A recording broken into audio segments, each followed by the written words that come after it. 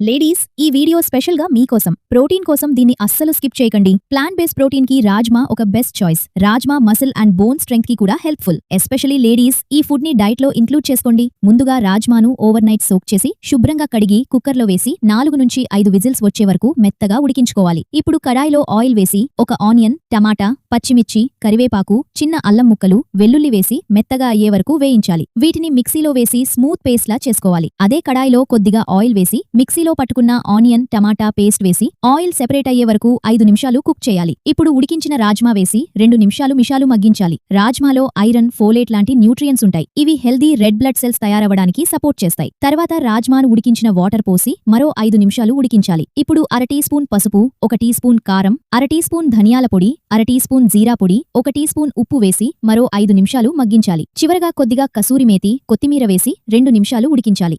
లాస్ట్లో కొద్దిగా butter add చేసి స్టవ్ ఆఫ్ చేసుకోవాలి. అన్నంలోకి, చపాతీలోకి చాలా టేస్టీగా ఉంటుంది.